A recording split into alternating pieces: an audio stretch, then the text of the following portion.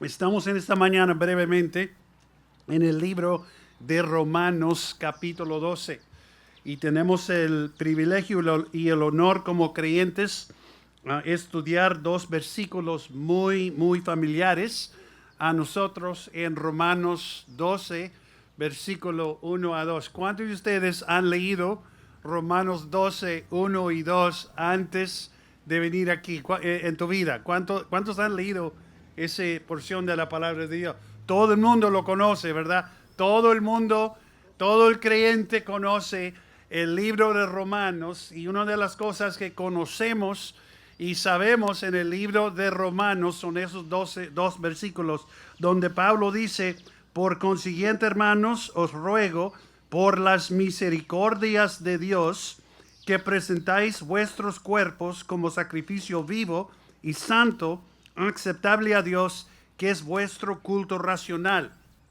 En versículo 2 dice: y no nos adaptéis a este mundo, sino transformaos mediante la renovación de vuestra mente, para que verifiquéis cuál es la voluntad de Dios, lo que es bueno, aceptable y perfecto.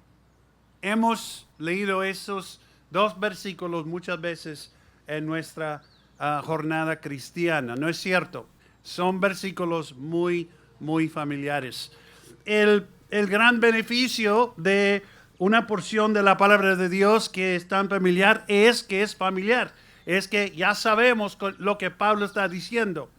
El problema con una porción, un texto tan familiar, es también que es familiar. Y pensamos, ¿qué más hay que ver en este texto? Ya hemos oído varios mensajes durante el tiempo de nuestra vida cristiana, y por qué vamos a dedicar otro sermón, otro momento a estudiar estos textos tan familiares. En ese sentido, hermano, quiero hacerle una pregunta, quiero pedirle un favor. Quiero que suspendamos en nuestras mentes lo que pensamos, que creemos y entendemos de este texto tan familiar.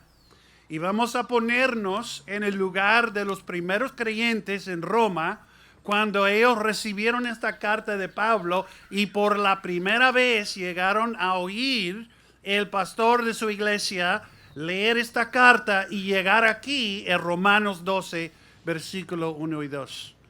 Y vamos a suponer, vamos a ponernos en el lugar de sus primeros creyentes oyendo esto por la primera vez, a tratar de entender lo que Pablo estaba haciendo y qué fue su intención teológicamente en hacer estos dos versículos tan central a su mensaje en el libro de Romanos. Y para hacer eso, hermanos, tenemos que observar, antes de entrar en los dos versículos, el contexto. ¿Qué es el contexto donde Pablo llega a decir esto en versículo 2, 1 y 2 de capítulo 12? ¿Por qué lo puso ahí y no en capítulo 1? Después de introducir el tema grande del libro de Romanos, los teológicos dicen que el libro de Romanos fue la carta más importante que ha estado escrito en el mundo. Es la carta donde Dios explica cómo y por qué Él salva a los pecados, a los pecadores de sus pecados. ¿Qué es el motivo y qué es la manera en que Dios lo hace? Y Pablo dice en Romanos 1, ¿por qué no busque ahí en su Biblia, en su copia de la palabra de Dios, en Romanos 1, comenzando en versículo 14, él introduce el tema grande del libro. ¿De qué se trata Romanos? Aquí está. Usted puede marcar allí en el margen de estos dos versículos. Aquí es el gran propósito de Dios. Aquí es el tema del libro. Nota lo que dice en versículo 14. Pablo dice: tengo obligación tanto para con los griegos como para con los bárbaros, para con los sabios como para con los ignorantes. Tengo obligación. ¿De qué? Bueno, nota en versículo 15. Así que, por mi parte, ansioso estoy de anunciar el evangelio también a vosotros que estáis en Roma. Ayer duramos 5 horas aquí hablando de este propósito que Pablo tiene. Él quiere llegar a Roma, a hablar con los creyentes allí, a predicarles el evangelio. Piensa en eso, hermanos. ¿Por qué debemos de predicar el evangelio a los que ya creen? Usualmente cuando pensamos en el evangelio, estamos pensando a ir a predicar el evangelio ¿a quién? A los inconversos, a los que no creían. Pero aquí cuando Pablo presenta el tema grande del libro, él dice, quiero llegar a Roma y quiero predicar este evangelio. Estoy ansioso a llegar, no tengo vergüenza de llegar ahí y quiero predicar este evangelio a los creyentes en Roma. Interesante, ¿verdad? ¿Por qué? Nota lo que dice en versículo 6. Porque no me avergüenzo del evangelio. ¿Por qué? Pues es el poder de Dios para la salvación de todo el que cree, del judío primeramente y también del griego. Porque en el evangelio la justicia de Dios se revela por fe y para fe, como está escrito, mas el justo por la fe vivirá. ¿Quiénes son los justos? Los que ya creen. ¿Quiénes son los justos?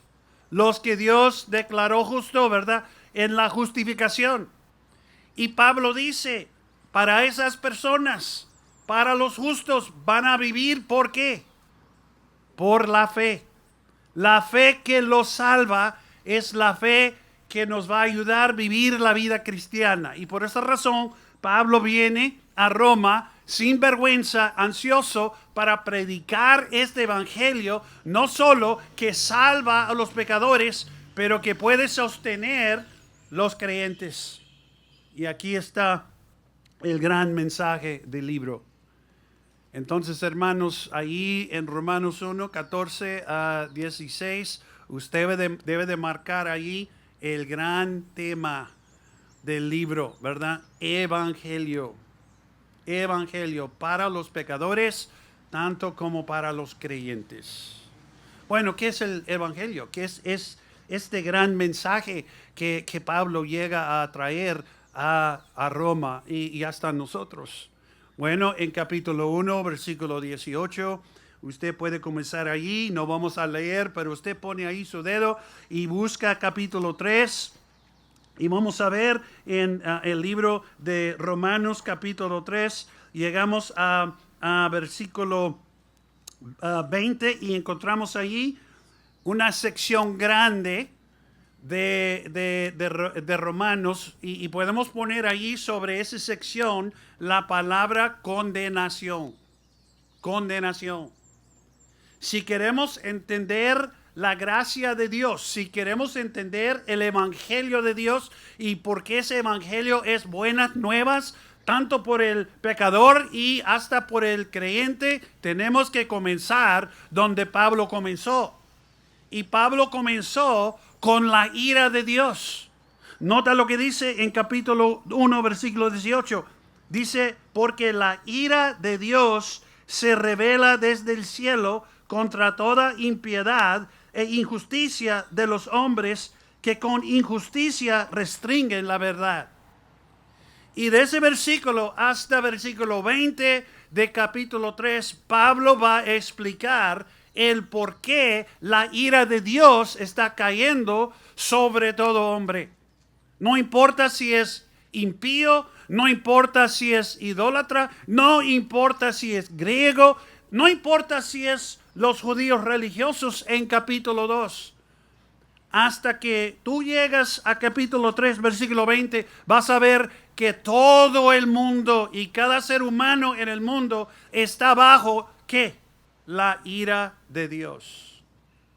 Condenación. Ahora, interesante, ¿verdad? En versículo 21 de Romanos 3, encontramos aquí de Romanos 3, 21 al fin de capítulo 4, la segunda porción de Romanos. Y sobre esta porción vamos a poner la palabra salvación. Salvación. Y vamos a poner bajo la palabra salvación dos más palabras. Vamos a poner la palabra justificación y vamos a poner la palabra propiciación.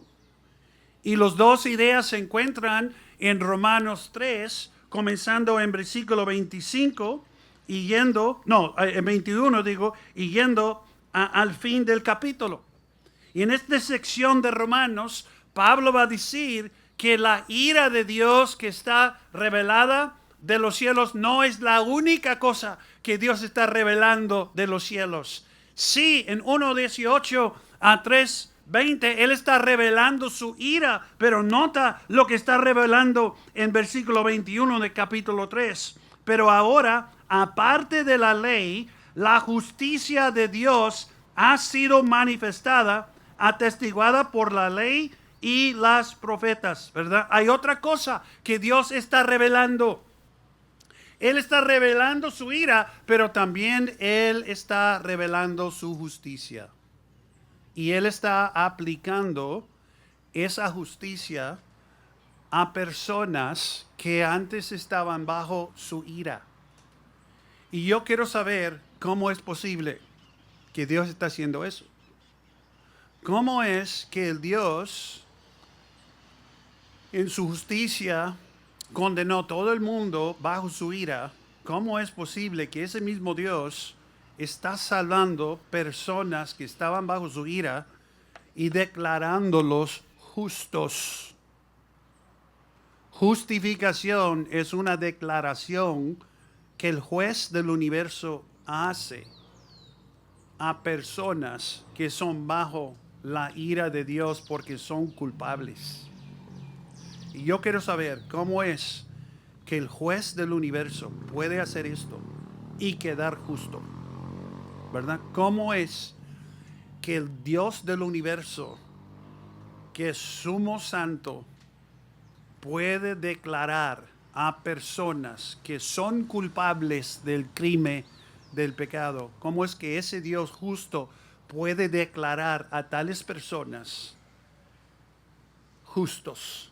¿Cómo es que puede Él justificar en una manera justo, preservando su justicia y su rectitud? Y eso es el tema, hermanos, de este grupo de paráforos en Romanos 3, comenzando en versículo 21 y yendo hasta el fin del capítulo. Y ahí encontramos, hermanos, no solamente justificación, pero cómo Dios lo llevó a cabo. ¿Por medio de quién? Por medio de nuestro Señor Cristo Jesús. Cristo vino, según esta porción de la palabra de Dios, y obedeció completamente con la ley. Cumplió la ley. Y después, Él trató con la ira de Dios. La ira de Dios contra las personas en el mundo que habían quebrado la ley, que quedaron injustos bajo la condenación de Dios. Alguien tuvo que satisfacer la ira de Dios. El problema más grande en el universo para mí es la ira de Dios. El problema más grande en el universo para Dios es la justicia de Dios. ¿Cómo yo voy a escapar la ira de Dios en una manera que preserva la justicia de Dios? En otras palabras, hermanos, mi salvación era algo que Dios llevó a cabo para rescatarme de Él mismo. Mucha gente cree que, bueno, Dios me salvó del infierno, o Dios me salvó de Satanás, o Dios me salvó de cualquier otra cosa, pero la cosa más grande que Dios hizo cuando me salvó, Él me salvó de su propia ira. La ira de Dios estaba sobre mí y estaba sobre usted, ¿verdad? Y está sobre todo el mundo. Y el Dios que nos creó, Efesios dice, también los amó. Y de su grande amor decidió mandar su Hijo a cumplir con la ley que nosotros no podemos cumplir, y satisfacer la ira de Dios. ¿Cómo? Hacer una propiciación. Gracias, hermano. Una propiciación. ¿Qué quiere decir la palabra propiciar o propiciación? Perdón. ¿Qué quiere decir esa palabra? Es una palabra que implica que alguien está aplacando, calmando la ira de alguien. Y Cristo satisfació la ley y calmó la ira de Dios sobre nosotros en pagar el precio por nuestro pecado en nuestro lugar, hacer un sacrificio personal para mí. Y esa es la historia de lo que creemos en Romanos 3. En Romanos 4 hay dos ejemplos de cómo una persona puede recibir esa justificación que rescata a tal persona de la ira de Dios, y es por fe. Y hay dos ejemplos en capítulo 4 de personas que son muy conocidos en todo el mundo. El hombre Abraham. ¿Cómo fue justificado Abraham? Justificado ¿por qué? Por fe y no por obras. Y el segundo ejemplo en capítulo 4 es David. Después de su gran pecado, ¿cómo fue justificado David? Porque Moisés no tenía solución. Cuando David se presentó a Moisés a pedirle, ¿qué voy a hacer? He pecado un gran pecado. He cometido adulterio, he matado al esposo de esta mujer. ¿Qué voy a hacer? Moisés no tenía respuesta. Bajo Moisés, ¿qué fue la sentencia para David? No importaba si era rey o no. ¿Qué era la sentencia de la ley a David? La muerte, ¿verdad? Condenación. Pero ¿qué fue lo que encontró David? Misericordia. Hermanos, aquí en Romanos 2 hay dos grandes ejemplos de personas que no importa quiénes son, ni qué alto el puesto que llevan, o qué religiosos son, esas personas llegaron a ser justificados en la misma manera que nosotros vamos a encontrar esa misma justificación, por fe. Y en Romanos 5, hermanos, entramos en el nuevo sección, ¿verdad? Hemos ya visto el tema en Romanos 1, 14 a 16. Después la condenación, capítulo 1 y 18 hasta 3:20. 3:21 al fin del capítulo 4, ahí está la salvación por justificación y propiciación y dos ejemplos. Pero en capítulo 5 encontramos, hermanos, ahí transformación. Transformación. Y en el primer parte de capítulo 5, la transformación resulta en ciertos beneficios a las personas que antes estaban bajo la ira de Dios, pero ya están justificados. ¿Cuáles son esas bendiciones? Nota lo que dice en capítulo 5, versículo 1. Por tanto, habiendo sido justificados, ahí está la persona ya justificado, y tal persona tiene paz con Dios por medio de nuestro Señor Jesucristo. Beneficio número 1, paz con Dios. Número 2, por medio de quien también hemos obtenido entrada por la fe a esta gracia en la cual estamos firmes y nos gloriamos en la esperanza de la gloria de Dios. Y hermanos, aquí en capítulo 5, en los primeros 11 versículos, vamos a ver que hay grandes bendiciones que viene a la persona que ya está justificado. Antes estaba bajo la ira de Dios, estaba condenado, y ahora él tiene paz o ella tiene paz con Dios. Y hay grandes bendiciones que viene a la persona que está justificado. Y para llegar a capítulo 5, versículo 11, y no solo esto dice en versículo 11, sino que también nos gloriamos en Dios por medio de nuestro Señor Jesucristo, por quien ahora hemos recibido la reconciliación. Hermano, todas estas bendiciones y estos beneficios llegan a nuestras vidas por medio de la realidad que antes fuimos enemigos de Dios y ahora somos reconciliados. Y comenzando en versículo 12 y yendo al fin del capítulo 5, Pablo va a decir, ok, te voy a explicar lo que pasó.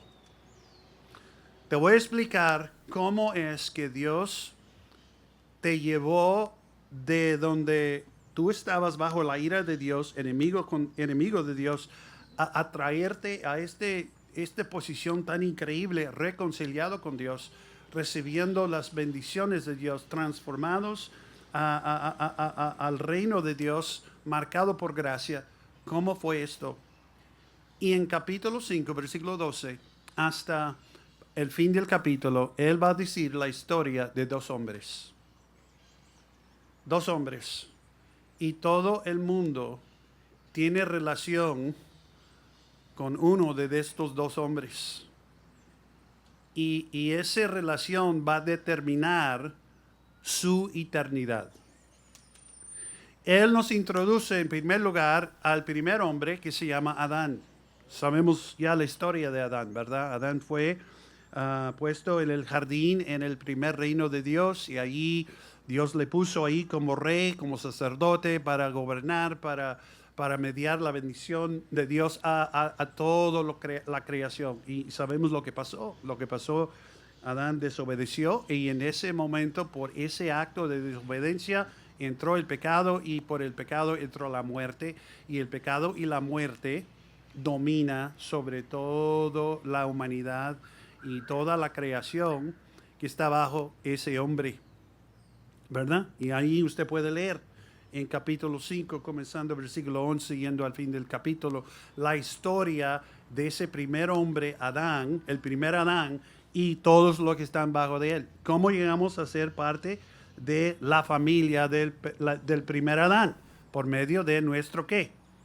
Nacimiento. Nacimos como parte de la familia de ese primer Adán. Pero hay un segundo Adán. Dios mandó un segundo Adán.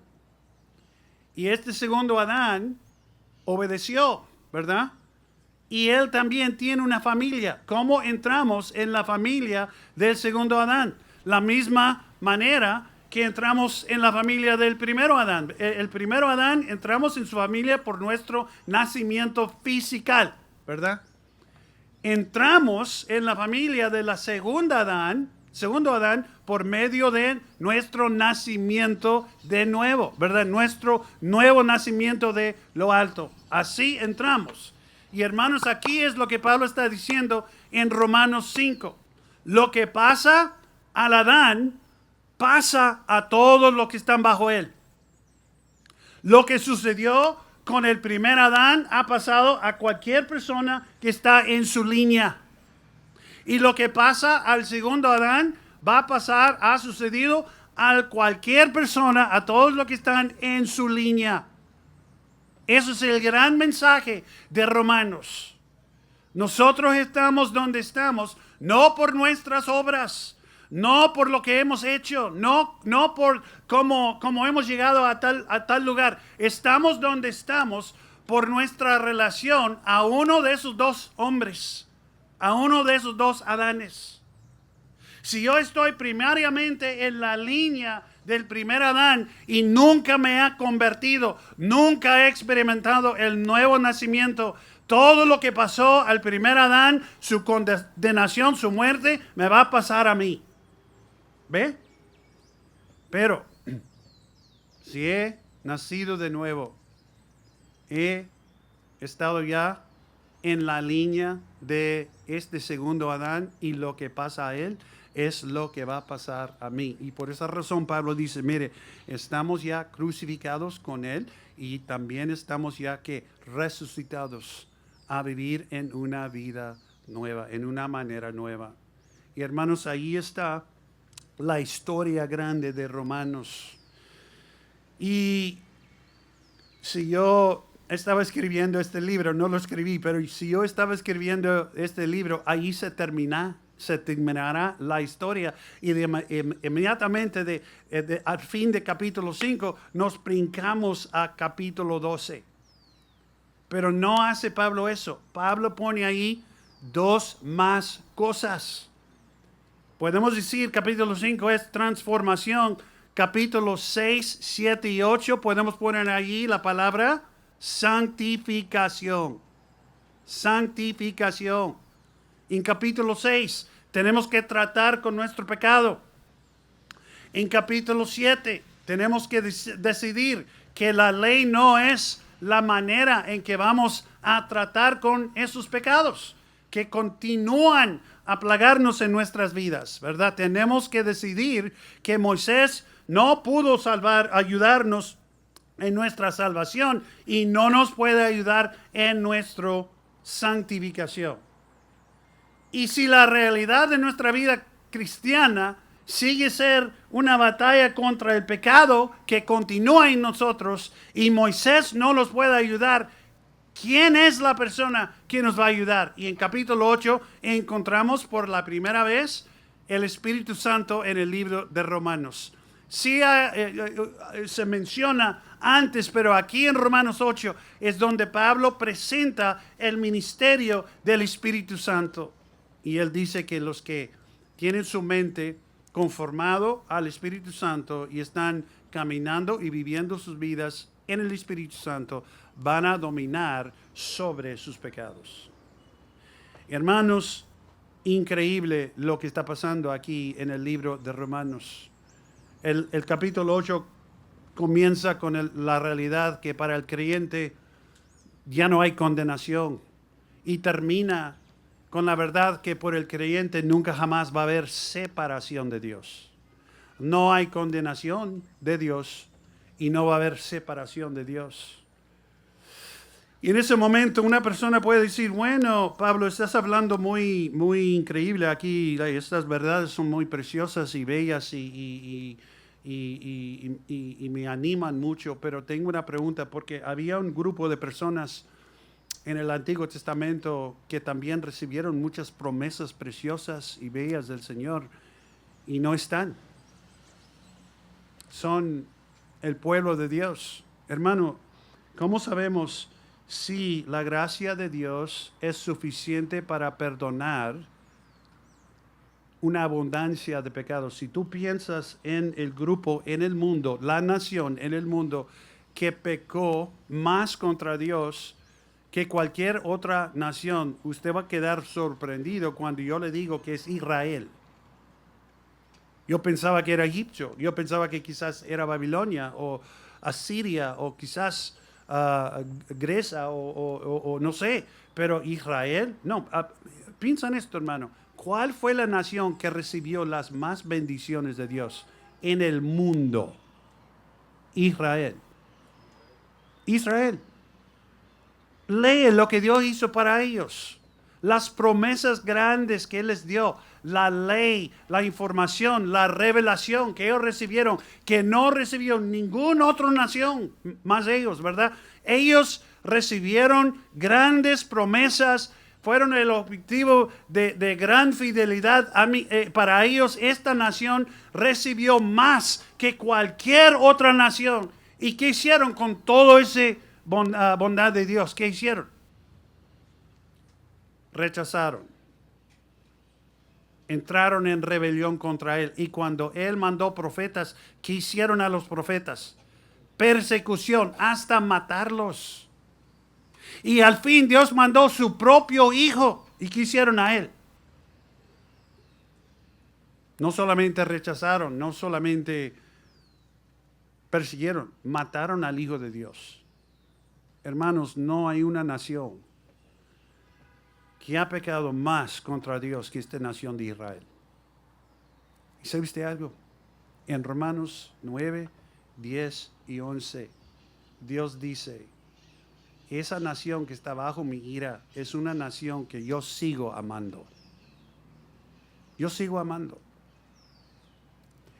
Y un día cuando tú llegas al fin de Romanos 11, vas a ver que el poder de Dios y la gracia de Dios va a llegar a esta nación tan lleno de pecado, tan lleno de rebelión, tan duro en su corazón. Y en un día, esta nación se va a convertir y va a someterse al Señor de la ley, que ellos poseen, ¿verdad? Increíble la historia.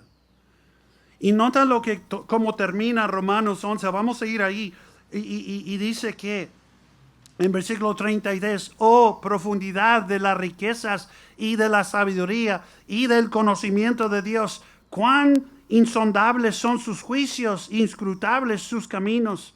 Pues ¿quién ha concedido la mente del Señor? ¿O quién llegó a ser su consejero? ¿O quién le ha dado a él primero para que le tenga que recompensar? Porque de Él y por Él y para Él son todas las cosas. A Él sea la gloria para siempre. Y todo el pueblo dice ¿qué? Amén. Increíble la historia del Evangelio. Con razón Pablo dice, quiero llegar a Roma a predicar esto a ustedes. Quiero llegar aquí. No me avergüenzo de este Evangelio tan poderoso, tan rico, que puede tratar con cualquier persona, no importa su raza, no importa su pecado, no importa lo que ha hecho. Este Evangelio tiene un poder que puede salvar a tal persona de su pecado. No importa si es griego, no importa si es judío, no importa si es una persona religiosa. Este Evangelio tiene el poder de salvar, ¿verdad?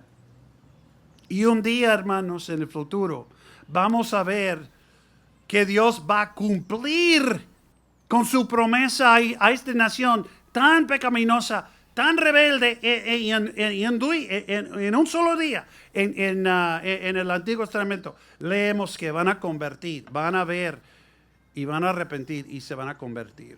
¿Por qué? Porque la misericordia de Dios triunfa sobre su justicia. Y lo hace por medio de Jesús. Ahora, ¿cómo debemos, hermanos, responder a eso? ¿Cómo debemos de responder a eso? Romanos 12, 1 y 2. Esa es la respuesta. Cuando pensamos en la gran historia del Evangelio y vemos todo lo que Dios está haciendo, no solamente en nuestra vida, pero en la vida de miles de personas. Cuando entendemos que el Dios que estaba manifestando su ira sobre todo el mundo ha mandado su justicia a ese mundo por su Hijo, el Señor Jesucristo, que ganó la salvación por nosotros en cumplir con la ley perfectamente y tomar nuestro lugar para satisfacer la condenación que la ley justamente puso sobre nosotros. Y no solo en nuestra vida, pero en todo el mundo. Hasta el pueblo de Israel que estaba en ese momento tan duro, tan rebelde, hasta en ese pueblo Dios va a llegar con su gracia. En un día ellos van a arrepentir y van a convertir y van a experimentar la gracia que tú y yo ya tenemos y ya estamos experimentando y hemos estado celebrando y cantando toda esta mañana. Hermano, ¿cómo podemos ver el gran plan de Dios y no llegar a Dios y decirle, quiero darte mi cuerpo como un sacrificio vivo? Y para terminar, hermanos, quiero dejarle con esta idea rápidamente. Hay un llamamiento muy penetrante aquí. Pablo dice, os ruego, hermanos. Dice, por consiguiente, hermanos, os ruego. Esa palabra es una palabra muy fuerte. Pablo no está dando una sugerencia aquí. Él está dando un llamamiento, un mandamiento a cada uno de nosotros a luz de lo que hemos leído por 12 capítulos. Aquí es lo que Dios espera de nosotros. Pablo dice, te voy a rogar algo de cada uno de ustedes que ya han entendido el gran plan de Dios. Y lo que voy a rogar, lo que voy a pedir, lo que voy a demandar es esto. La cosa que voy a demandar tiene un objetivo. Y el objetivo es discernir y hacer la voluntad de Dios. Nota cómo termina versículo 2. Y nos adoptéis a este mundo, sino transformaos mediante la renovación de vuestra mente para que hagas algo, para que verificáis cuál es la voluntad de Dios para hacerlo. ¿Qué es la respuesta que Dios quiere de cada creyente que ha experimentado la gracia de Dios, que ha entendido el gran plan de Dios, que ha dado testimonio del poder de Dios en su vida? ¿Qué es lo que Dios espera de él? Que él entiende, discierne y haga la voluntad de Dios. ¿Y cómo vamos a hacer eso, hermano? Bueno, con nuestro cuerpo. Y así, hermanos, la descripción de la voluntad de Dios, nota cómo Pablo describe la voluntad de Dios en fin de capítulo 12, versículo 2, lo que es bueno, aceptable y perfecto, ¿verdad? La voluntad de Dios es espiritualmente beneficioso para ti y para los demás. Es moralmente correcta, es aceptable a Dios. Esa es una palabra que el judío ya sabía, porque cada vez que traía un sacrificio a presentarle allí al sacerdote, ese sacrificio tuvo que ser ¿qué? Aceptable. Y Pablo dice, cuando tú entiendes el gran plan de Dios y cuando tú agarras bien la idea que Dios te incluyó en ese gran plan, la respuesta que Él quiere de ti es que tú presentas algo para discernir y para hacer la voluntad de Dios. Y la voluntad de Dios es algo bueno y es algo moralmente aceptable. Y está plena y completamente alineada con la palabra de Dios. Es perfecta. Es perfecta. Hermanos, cuando nosotros llegamos a Romanos 11:36, debemos decir, Señor, gracias por incluirme en este gran plan. Quiero hacer algo. Quiero presentar mi cuerpo, el mismo cuerpo que estaba presentando a Satanás en capítulo 6, como herramienta de hacer los deseos malos del carne. Los pecados que estaban haciendo los gentiles en capítulo 1, los judíos en capítulo 2, esos mismos pecados yo estaba haciendo con mi cuerpo. Y Señor, quiero traer ese cuerpo que yo estaba presentando a la carne, a hacer las obras malas, pecaminosas. Quiero tomar este cuerpo y quiero presentarle en una manera aceptable. Quiero hacer con este cuerpo tu voluntad, lo que es bueno, lo que es moralmente aceptable y que conforme a tu voluntad, a tu ley. Y hermanos, lo que se requiere a esto es esto. Tenemos que cumplir con algo muy personal. Tenemos que dedicar nuestro cuerpo en una manera, dice, tenemos que traer nuestro cuerpo para discernir y hacer la voluntad de Dios. Y la voluntad de Dios es lo bueno, lo que es moralmente aceptable a Dios y lo que conforma a su voluntad, lo que está perfecta, ¿verdad? Esas son las tres cosas que Pablo usa ahí para describir su voluntad. Y tengo que traer mi cuerpo. Y cuando vengo a Dios en gratitud por lo que Él ha hecho para mí, tengo que presentar mi cuerpo como un sacrificio vivo. En el Antiguo Testamento, cuando una persona trajo una oveja al Señor y lo presentó como sacrificio, ¿qué pasó con esa oveja? Fue que fue matado. No fue sacrificio que vivo. Pablo no está diciendo que debemos ir a matarnos en frente del sacerdote. Él está diciendo algo mucho más duro. Él está diciendo tenemos que llevar nuestro cuerpo y presentarlo como sacrificio a Dios por el resto de nuestra vida. Por el tiempo que tenemos vida. Nuestro cuerpo ya no es nuestro. Mi cuerpo ya no es mío. Mi cuerpo fue comprado Dios lo compró y el precio que Él pagó para comprar no solamente mi perdón y no solamente mi alma, pero también mi cuerpo. Ese precio fue la sangre derramada de su Hijo. Y Pablo está diciendo, cuando tú entiendes todo esto, la respuesta racional que sale de un corazón que entiende la gran cosa que Dios está haciendo es tomar el cuerpo que antes usabas como tú querías usar y decirle al Señor, Señor, este cuerpo por el resto de mi vida es suya. Haga tú lo que tú quieres con ella. Mándalo a donde tú quieres mandarlo. Haga con ese cuerpo lo que tú quieres hacer. Porque ya no es mi cuerpo. Sí es mi cuerpo físicamente, pero es un cuerpo totalmente dedicado a ti por el resto de mi vida. Es un sacrificio vivo, es un sacrificio santo. Nota lo que dice. Debemos de presentar vuestros cuerpos como sacrificio vivo y santo, completamente dedicado al Señor. Esto no dice que es aceptable decir al Señor, ok, Señor, en mi vida te voy a dar un lugar. En los domingos, tú tienes todo el domingo.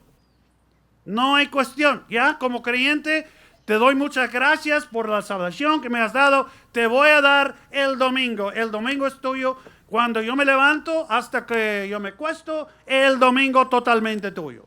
Voy a la iglesia, voy a hacer las cosas que el pastor me pide. El domingo es tuyo. Ah, bueno, el Señor quizás también te voy a dar otro día, quizás el miércoles o el jueves, te voy a dar un parte y otro. No.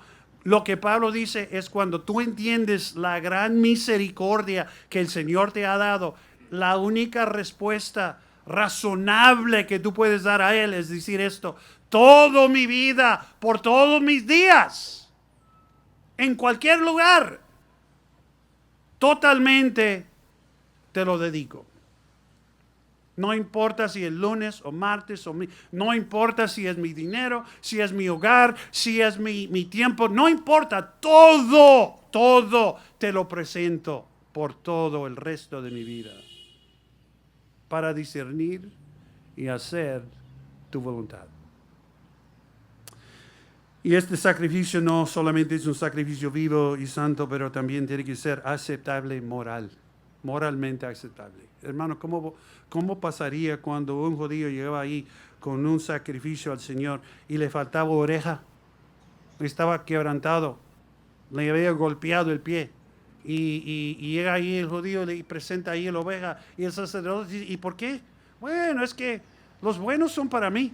A punto de morir y lo que va a pasar es que le van a matar como quiera. Aquí está uno que está muriendo, como quiera, vamos a matarlo ya.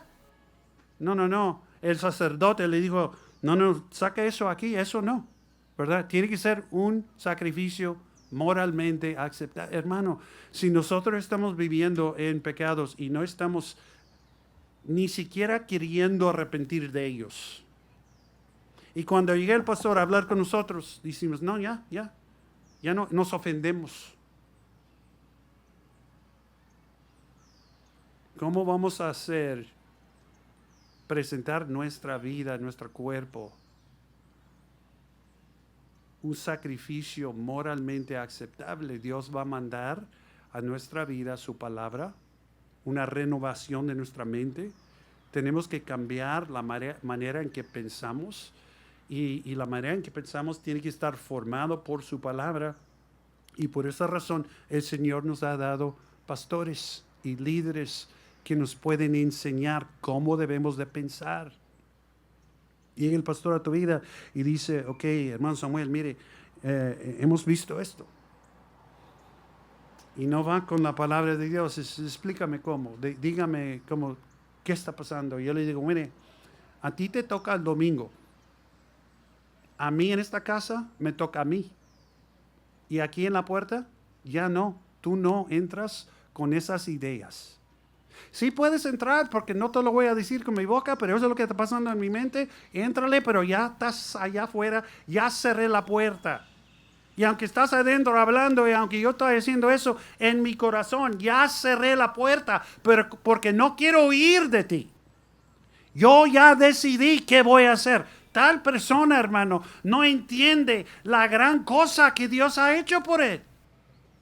Y por esa razón, Pablo dice, te voy a rogar que hagamos esto como creyentes. Te voy a rogar por las misericordias de Dios. ¿Cuáles son las motivaciones que van a producir esa manera de vivir?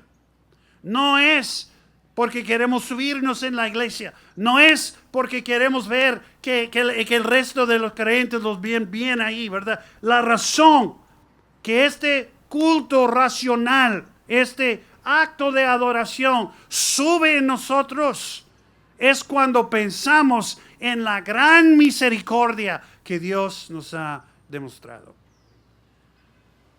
Pablo, comenzando en capítulo 1, llegando a capítulo 11, escribe de las verdades más profundos en el universo.